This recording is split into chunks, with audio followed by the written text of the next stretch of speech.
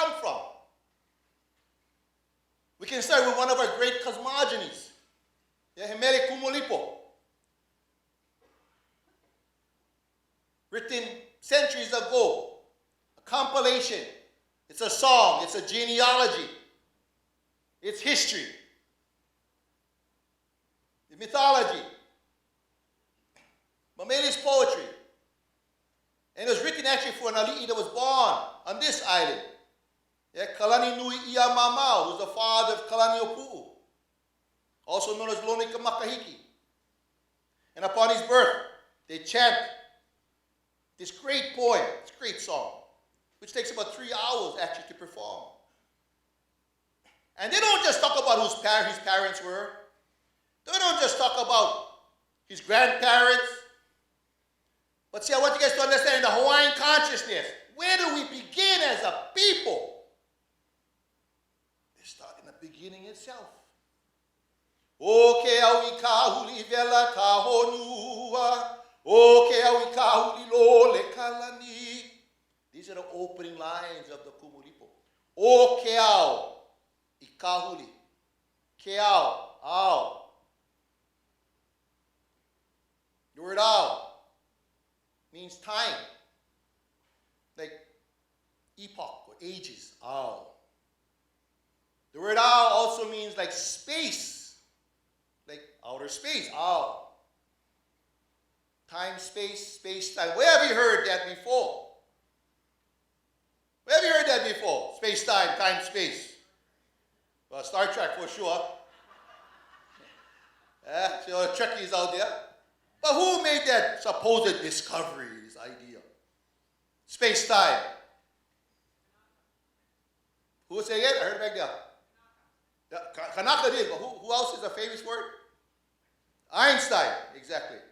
They tell us Einstein came up with this idea of space-time, time-space. Kalamai, Mr. Einstein.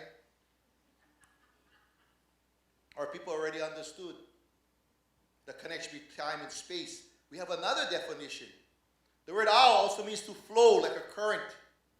But think of the Hawaiian idea. Time and space is flowing. In fact, the word ao also means I. I, the universe I. Kahuli, and it starts to turn. O ke au I kahuli. Like huli chicken, kahuli. Everybody know kahuli. But think about time, space, starts to... This is the opening lines of the Kumulipo. And they tell us, the supposed scientists tell us, that Hawaiian culture is fighting against science. What foolishness.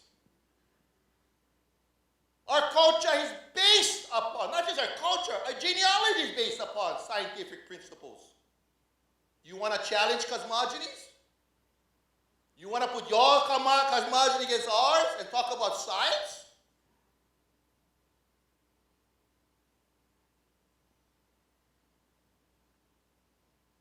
But if you don't know your history, you don't know your story and language, you go, oh yeah, these Hawaiian culture guys fighting against science.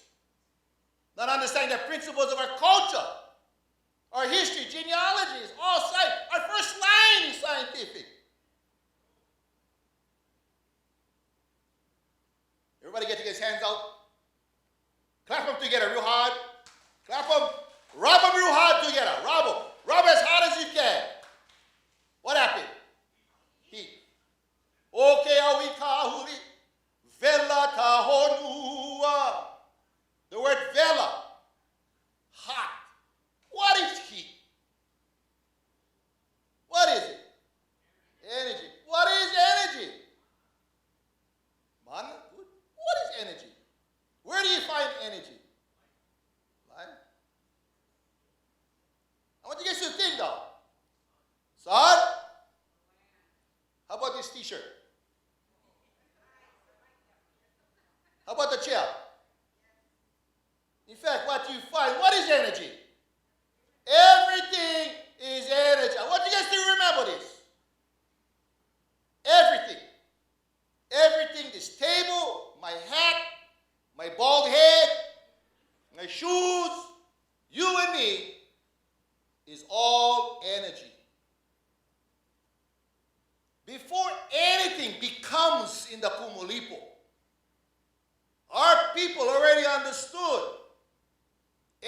energy is the source of what? Everything. There is nothing until energy exists. This is still the first line of the Kumulipo. And they tell us we anti-science? See, I want you guys to understand this. They say those kinds of things. One, because many of us have been miseducated, uneducated, decultured to somehow believe, yeah, these guys know what they're talking about. And second, they are sickened with this holy supremacy mentality that somehow they know and we don't. We are the so-called savages while they are the so-called enlightened ones. But I'm sorry to let them know that is not true.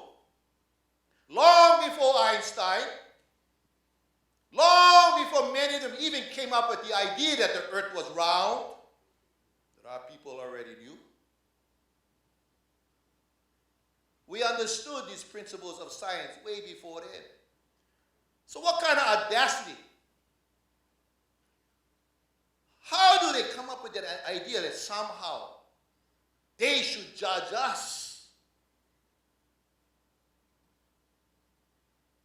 Only the first line. And I got to keep on going because if not, I get stuck on the Kumulipo. That's a whole other lecture I can do for an hour. But even just the first word, I'm going to skip. Light shines and then it comes down. And you start to have the first life forms that appear. And our Kupuna talked about the first life. And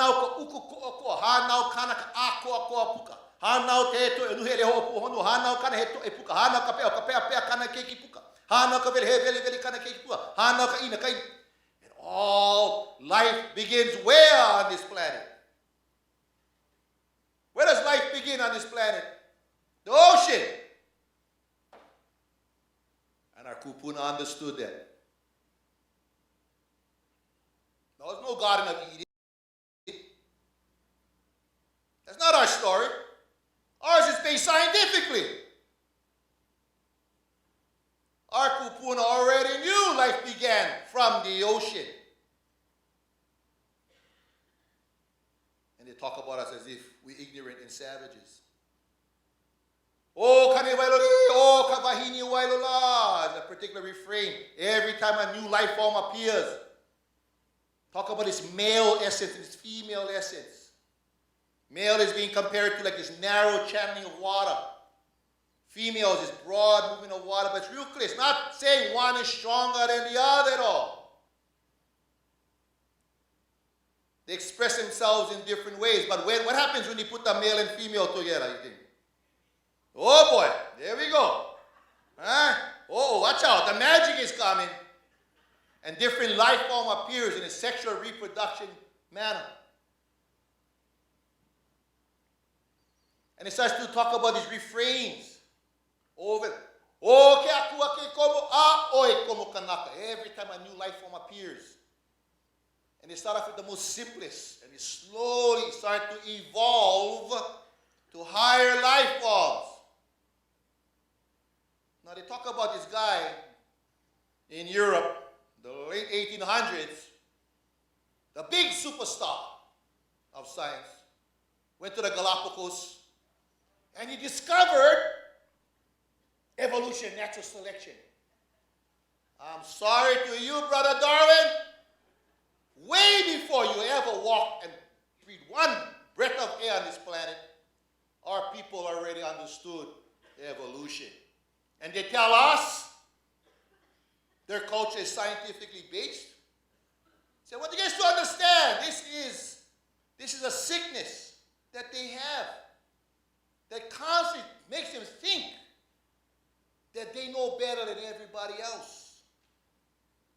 Our people already understood the principles of natural selection and evolution way before Darwin ever walked upon this planet. That's our culture. That's our history.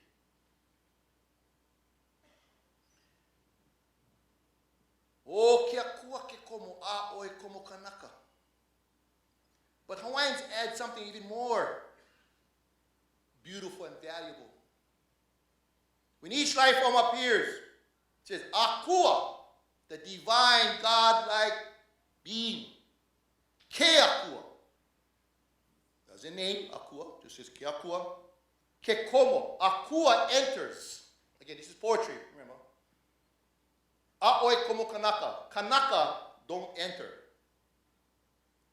And the two interpretations is during this period of time, this is the time when the divine is present. And humans are not. But as I was taught also, in true Hawaiian fashion we call kauna, we have all these multiple meanings and hidden meanings.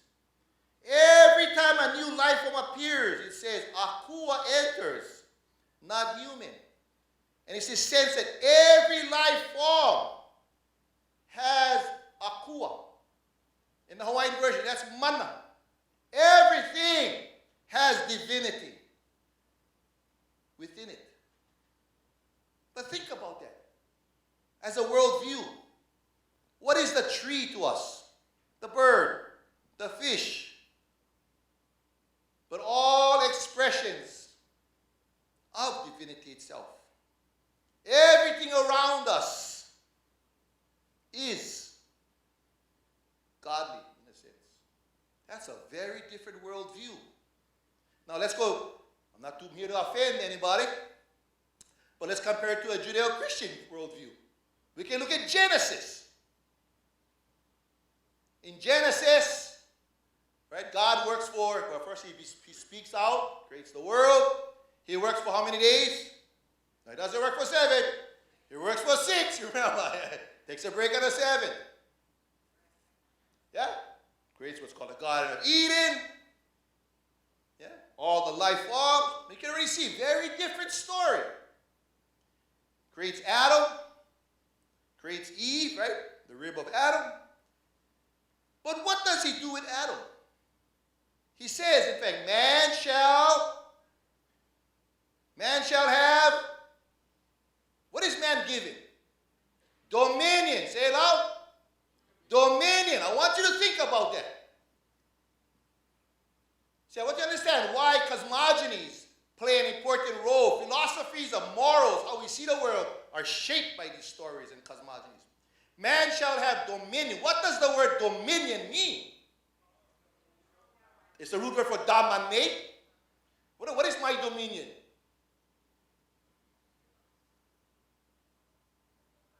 I am like the king.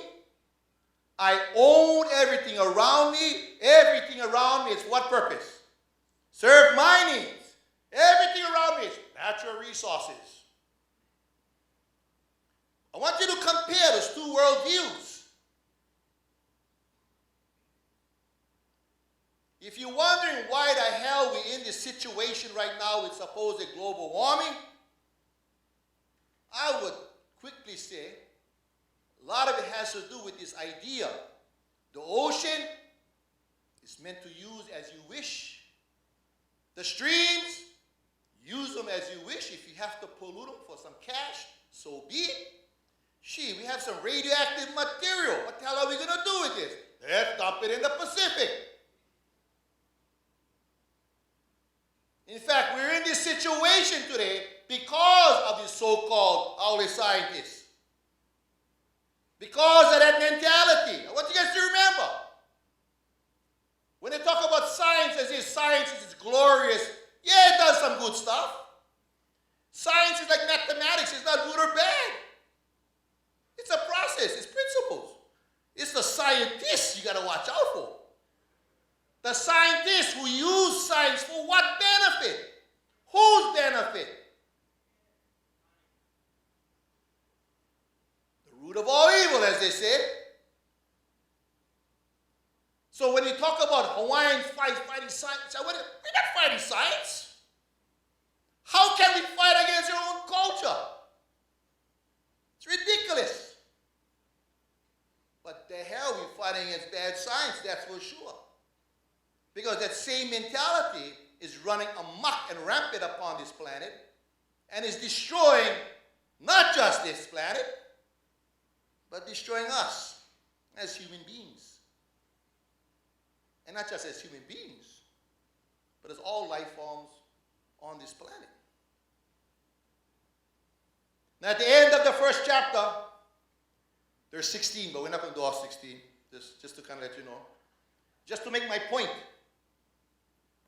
At the end of the first chapter, O ke kane hua vai a kua kena o kalina ka vai o uluai o ka huli o ka wo honua. O ke kane hue vai a kua kena. Ke kane, the male. The male is being compared to a hue vai, or a water gourd.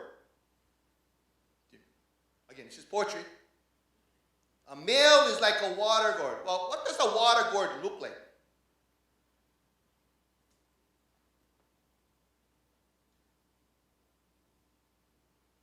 Anybody? What does a water gourd look like? Yeah, some are real round. Come in different shapes and sizes, right? But many are very, ooh, yeah. Yes, it's a phallic symbol. Male, compared to this water gourd, Akua Kena, that is God. What do you mean the water god is God? Or the water gourd is God? What get in the water gourd? Now, as I was sharing with my students, I was taught this. If I had a seed right here, and I put the seed right here, what's going to happen? Huh? Nothing. I take this water gourd, and I pour a little bit of what's in that water gourd, a vine, on that seed, what happens? That's God. In Hawaiian, what do you mean by that's God? That creation of life, you want to call it chemical, whatever you want to describe, what Hawaiians are trying to say, that,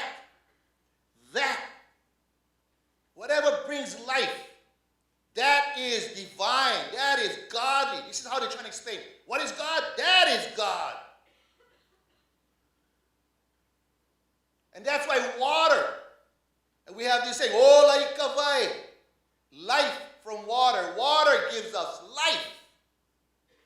Water gives us life. That's like God. That is sacred. See, they talk, oh, Mauna Kea, no, is it sacred? I don't know if it's sacred. Now, in Hawaiian thinking, it's real simple. That which gives you life is sacred.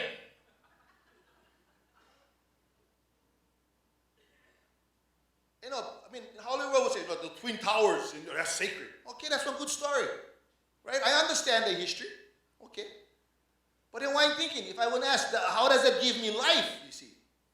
Those spaces and places that provide life, in Hawaiian sense, that's the fundamentals of why something is sacred.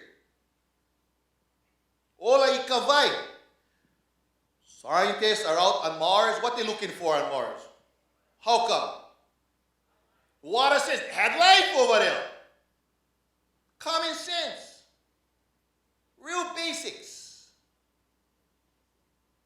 Mauna Kea, Lake Waiau, 14,000 feet high. Highest mountain in the whole Pacific. Highest watershed. Highest freshwater lake. Geez, I wonder if it's sacred or not.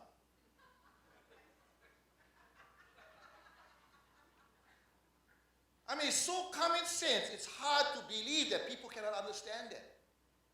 But see, I know people's minds are tainted and deformed because of that greed.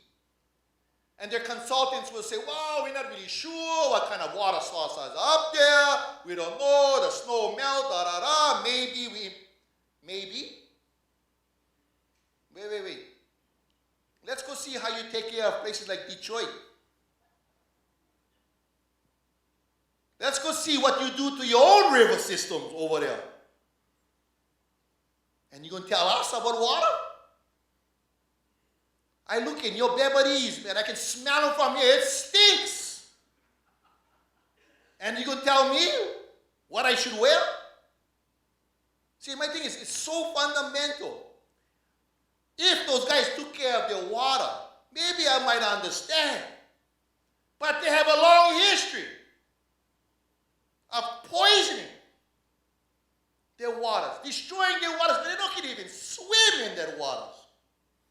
many of you been across the United States? You saw some of the streams and lakes. I remember the first time I went to Los Angeles, one of the beaches out there. Hey, we'll jump in the water. I don't think beach, whatever. Oh, what the hell is this? It, had one watermelon rind. I'm not going to forget. I was like, what the hell is rubbish in the beach? Oh my gosh. And we supposed to turn to them, trust them, believe in them. What kind of fools are we? See, for me, it's so common sense. They like portray themselves supposedly as those in the know. All I gotta look at how they treat the land and water, and I would be totally foolish to trust them, knowing better than us. So our people always knew areas of water, the watersheds were always sacred. The old people would tell me when they were young, they would never go upstream for go swim. They get beaten. In Hawaii, we call it wawa. Why? Because everybody drank the water. Who wants to drink the water when people say swimming in the streams up there? They couldn't even take their dogs up to the Mauka areas. Because water was sacred for life. Fundamentals. The Kumulipo teaches us so. And at the end of the first war, Pono.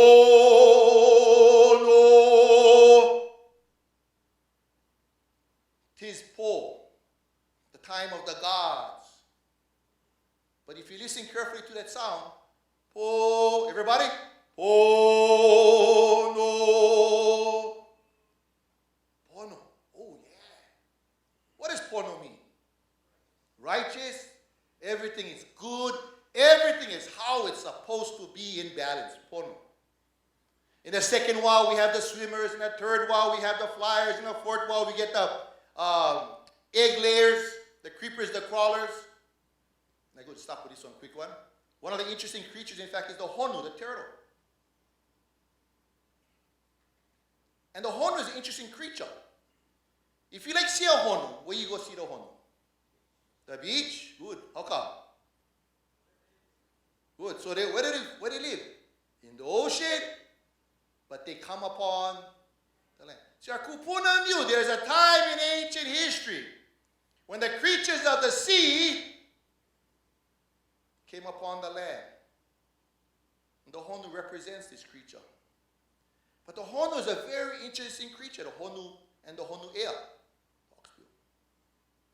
Right? We know Mama Honu will come out of the ocean, ho'olua, dig her hole, lay her eggs. Then I don't know how many days later. But what happens with those hua? They crank out, and where they go? How they know? They read a book. Was there a sign? How they know to go to the ocean? What the hell is instinct? What is that? What is instinct? So I want you to think. So I say, one of the reasons we Kanaka are in trouble today, just like that honu, what happened to the honu who follow the instinct? They die. They're in trouble. The ones that follow the instinct, they get high chance of survival. Where does it come from? See that Hawaiian, that's mana. This mana has been from the very beginning, from the start, this has come down. You want to call it intelligence, you kind of want to call it instinct, whatever it is that they carry.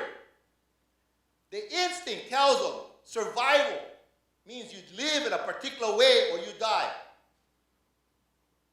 See, I would submit much of what's going on in the Hawaiian community is because we're not following that instinct.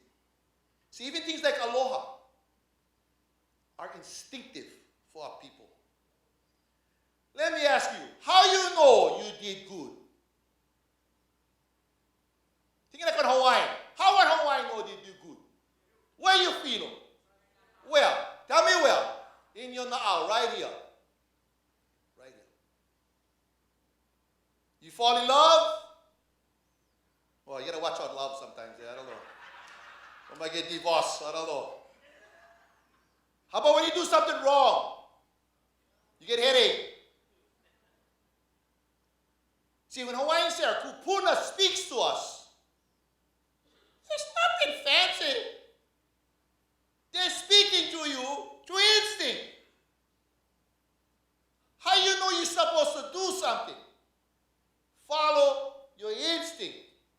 See, you know when you do them, oh, bother you. See? Just like that Honu. Even when they tell you up here, right or wrong, you Kanaka, better do this, you gotta do this, gotta do this. And you do them and they go, oh, no feel right. Just like that Honu. See, I'm trying to say, we gotta understand this memory, this idea, this instinct is important that we understand in the Holy World College of epistemology, how we know what we know. This. But it's real simple. Our kupuna do speak to us physically, right here. They tell us right or wrong. Just like that Honu. Pono. The fifth wa, you have this dog-like creature. Sixth wa, you have the rat. Seventh wa, you have the,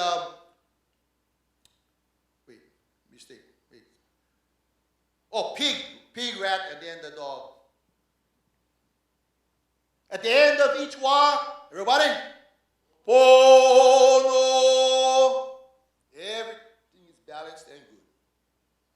Now in the eighth wa, the first human is born. And her name is La'i. But when I say first human, we got to think in a Hawaiian sense. They're not talking about the first physical, like the missing link. You know, they get this thing about, in the Hollywood, they're looking for the one motel, and they get this. In the Hawaiian, they're not even looking at the physical. What they're looking for is this consciousness piece.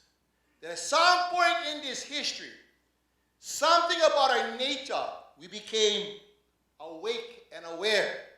We woke up. And this is what makes us different than the so-called creatures before us in its evolutionary sense. Now it gets more complicated. See, the first female, her name is La'i. And as our kupuna tells the story, like David Malo, from the heavens above, heavens above, Keli, Vahilani, the Ali who rips open the sky, he looks down and goes, ooh, that's a nice looking creature. And he descends from the heavens and he mates with La'i, and they produce children. The first child, his name is Ki'i. And he's a Kanaka. He's human. The word Ki'i is the same as Tiki in Polynesian. So the first child is named Image. What the hell are you going to name your kid Image? Why Image, you think? It's a real common story you find all ancient peoples. Why is the first child named Image? Image of whom? You see? Yeah. And he's human. The second child, his name is Kane, the god Kane. But Kane means man, and he's a god. Wait, the first child is Image, and he's a man. The second child is named man, and he's a god. What the hell's going on here? And the next child is Kanaloa, and so forth. But see, again, our people recognize there's something about this question of what is a human or Kanaka and what is an Akua. Now let me also say, when La'i comes about, they don't say Pono anymore. Wow, his light, enlightenment. What is the lesson here? We're not perfect. See, something, a kupuna telling us, in a philosophical sense, something about our nature. When we come upon this earth, we have these awesome powers, just like gods. Are we human? Or some of us think we gods. Think about what other creature out there can do what we do. What creature says, I'm going to divert this whole stream and send it over there? What creature says, I got all this radioactive material, why don't I just dump it in the ocean? What creature has created enough nuclear weaponry to blow up this earth hundreds of times over? Humans. The awesome power, just like God's. But that's an arrogance that we have, you see. And to me, I always say our kupuna left us with this story. Because it's important for us to understand, just like today, just because you can do something, you you should think twice about whether you should do something. Because we are the latest chapter in this life forms. They come here. We're the youngest. And all creatures, all biota, including everything around us, the planet itself, through the stars, through the creation of everything, are all ancestral. We have familiar relationships with everything around us. Now, is that scientifically true? Yes. This is all stardust. So when Hawaiians say our stars are our kupuna, this is not a bunch of heebie-jeebie kind of stuff. This is scientific stuff. When we say that trees are related to us, this is not, let me ask you guys, a banana. How much DNA does a human being share with a banana? Well, not 90, but that's a good guess. Anybody? Yes, we relate to bananas, if you never realized that. We all descend from a common ancestor. I'm telling you science. About 72, 73%. Think about that. I don't know, Chiquita might be different, GMO Chiquita. But think about that. A banana and a human being have 72 to 73% genetic. Means we come from the same ancestors. Back to the earliest life form in the ocean. Back to the stars. Our kupuna understood this. I would suggest part of the sickness of this world, it doesn't understand this. So when we say we have a familiar relationship with everything around us, this is scientific fact. And I think this is probably what our earth really needs right now, is a little bit understanding that we are just the youngest siblings in this family. And we got some issues. We got some issues because even the Kumulipo told us. We might think we gods, we may think we all powerful and can do whatever we like, but in reality, we're just the youngest in this whole family. So we should be aware. And that's just one story.